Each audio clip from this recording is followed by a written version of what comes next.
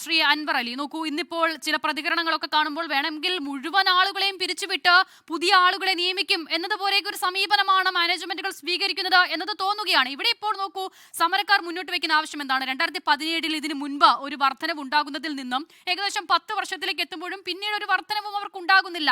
10 വർഷം മുൻപുള്ള ജീവിത സാഹചര്യങ്ങളാണോ ഇപ്പോഴുള്ളത്? ഉറപ്പായും അല്ലല്ലോ. അപ്പോൾ മെച്ചപ്പെട്ട ജീവിതം മുന്നോട്ട് നയിക്കണമെങ്കിൽ അതിനനുസൃതമായ കൂലി, വേതനം ലഭിക്കേണ്ടത് അവരുടെ ആവശ്യമല്ലേ? ആ ആവശ്യമല്ലേ അവർ ഇപ്പോൾ മുന്നോട്ട് വയ്ക്കുന്നത്?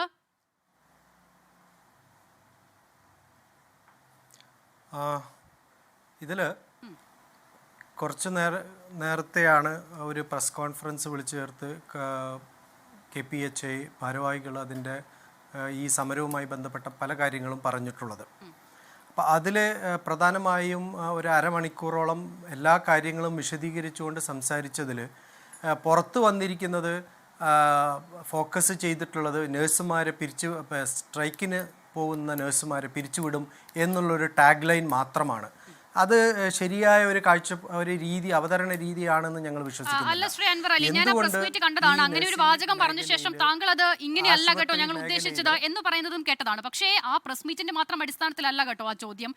ഈ സമരം നടത്തുന്ന ആശുപത്രി മാനേജ്മെന്റുകൾ കഴിഞ്ഞ ദിവസം നഴ്സുമാരോട് സ്വീകരിച്ച സമീപനം നമ്മൾ കണ്ടതാണ്. പിന്നീട് അത് തിരുത്തേണ്ടി വന്നു. അത് സമരത്തിന്റെ ചൂടാണ്, അതുകൂടി ഓർക്കണം. അപ്പോൾ അതിന്റെ അടിസ്ഥാനത്തിൽ കൂടിയാണ് ആ ചോദ്യം. അല്ല, നമ്മൾ ഈ ആശുപത്രി നടത്തുന്നതിന് ഏറ്റവും പ്രധാനപ്പെട്ട ഒരു ഘടകമാണ് നഴ്സുമാർ. അത് ആശുപത്രിയിലെ ഒരു ഘടകം മാത്രമാണ്. എല്ലാ ഡോക്ടർമാരും മുതൽ സ്വീപ്പർമാരും അറ്റൻഡേഴ്സും അതുപോലെ തന്നെ പാരാമെഡിക്കൽ സ്റ്റാഫും എല്ലാവരും ഉൾപ്പെട്ടതാണ് ആശുപത്രി നടത്തുന്നതിൽ. അതുപോലെ തന്നെ അഡ്മിനിസ്ട്രേറ്റീവ് സ്റ്റാഫ് എല്ലാവരും ഉണ്ട്. അപ്പോൾ എല്ലാവരുടെയും മിനിമം വേതനം പുതുക്കുന്ന ഒരു കാര്യമാണ് ഗവൺമെൻറ് ചെയ്തിട്ടുള്ളത്. ഇപ്പോൾ 2018 ശേഷം 2026 കഴിഞ്ഞ ദിവസം ഗവൺമെൻറ് പുതിയൊരു ഡ്രാഫ്റ്റ് നോട്ടിഫിക്കേഷൻ ഇറക്കിയിട്ടുണ്ട്. അത് തന്നെ ഹയർ ഒരു ലെവലിലാണ് എന്ന് അഭിപ്രായപ്പെടുന്ന ചെറിയ ഹോസ്പിറ്റൽസ് ഉണ്ട്. എന്നാൽ പോലും അത് പുറത്തിറക്കിയ ശേഷവും ഈ ഒരു സമര രീതിയായിട്ട് മുന്നോട്ട് പോകുന്നത് എങ്ങനെയാണ് അംഗീകരിക്കാൻ കഴിയുക? സാധാരണഗതിയിൽ ഒരു നോട്ടിഫിക്കേഷൻ, മിനിമം വേജസ് നോട്ടിഫിക്കേഷൻ വന്നു കഴിഞ്ഞാൽ അതിന് സാധാരണഗതിയിൽ ഒരു നടപടിക്രമമുണ്ട്. അതിന് ആക്ഷേപം ക്ഷണിക്കൽ, അതിനുശേഷം അതിൻ്റെ ഫൈനൽ വിജ്ഞാപനം വരും. ആ വിജ്ഞാപനം വരുന്നതോട് കൂടിയിട്ടാണ് ആശുപത്രികളിൽ ഇല്ലെങ്കിൽ ഏതൊരു സ്ഥാപനത്തിലായാലും ശമ്പളം കൊടുക്കുന്നത്. അപ്പോൾ ആ ഒരു അവസരത്തിൽ സാധാരണഗതിയിൽ യൂണിയനുകൾ സമരം ചെയ്യാറില്ല. അതുപോലും പരിഗണിക്കാതാണ് ഇപ്പോൾ മുന്നോട്ട് പോയിട്ടുള്ളത്. അത് മാത്രമല്ല, ഈ നേരത്തെ സൂചിപ്പിച്ചതുപോലെ ആശുപത്രികളിൽ ഉള്ള രോഗികൾ, ICUവിൽ കിടക്കുന്ന, അതുപോലെ തന്നെ വെന്റിലേറ്ററിലുള്ള, എമർജൻസി സർജറിക്ക് വിധേയമാകേണ്ട, കാഷ്വാലിറ്റിയിൽ വരുന്ന ഇങ്ങനെയുള്ള രോഗികളൊക്കെ അവരെയൊക്കെ ഒരു സർവീസും കൊടുക്കാൻ പറ്റാത്ത രീതിയിൽ ആശുപത്രികൾ നിശ്ചലമാക്കുന്ന ഒരു രീതി എങ്ങനെയാണ് അവശ്യ സർവീസായിട്ടുള്ള ഹോസ്പിറ്റൽ മേഖലയിൽ നമുക്ക് അംഗീകരിക്കാൻ കഴിയുക?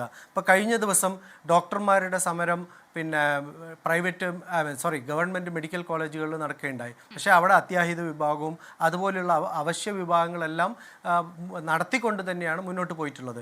മറ്റു പലയിടത്തും ഇത് തന്നെയാണ് സാധാരണഗതിയിൽ സ്വീകരിക്കാറുള്ളത്. പക്ഷേ ഇവിടെ സാധാരണഗതിയിൽ നിന്ന് വിപരീതമായി ഒരു ഹോസ്പിറ്റലും റൺ ചെയ്യാൻ സമ്മതിക്കില്ല എന്നുള്ള ഒരു ധാർഷ്ട്യത്തിൻ്റെ പുറത്ത് എല്ലാ നഴ്സുമാരും പുറത്തിറങ്ങിക്കൊണ്ട് സമരം ചെയ്യുന്നതിനോട് ഞങ്ങൾക്ക് യോജിക്കാൻ കഴിയില്ല. കാരണം ഹൈക്കോടതിയുടെ ഓർഡറുണ്ട് 26/716/2012. ഇതുപോലെ കഴിഞ്ഞ 2012 തൃശ്ശൂർ സമരങ്ങൾ നടന്നപ്പോൾ അതിലിടപെട്ടുകൊണ്ട് കോടതി ഒരു മീഡിയേഷൻ ഉണ്ടാക്കുകയും ആ മീഡിയേഷൻ്റെ ഭാഗമായിട്ട് അതിൽ UNA ഉണ്ട്, മറ്റുള്ള അസോസിയേഷനുകളുണ്ട്, എല്ലാവരും കൂടി അംഗീകരിച്ചതും കോടതി ഉത്തരവാക്കിയതുമായിട്ടുള്ള 1-2 കാര്യങ്ങളുണ്ടായിരുന്നു.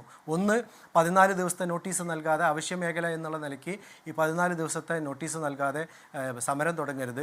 ആ സമരം വരുന്നത് തന്നെ മറ്റുള്ള മീഡിയേഷനും മറ്റു കാര്യങ്ങളൊക്കെ ഫെയിലിയർ ആവുന്ന സമയത്തേക്കാണ് അത് വരേണ്ടത്.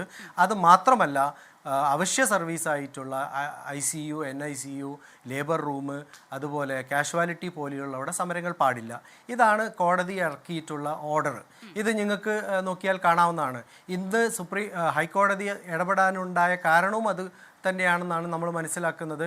ഒരു അവശ്യ സർവീസ് ടോട്ടലി നിശ്ചലമാക്കിക്കൊണ്ട് ഒരു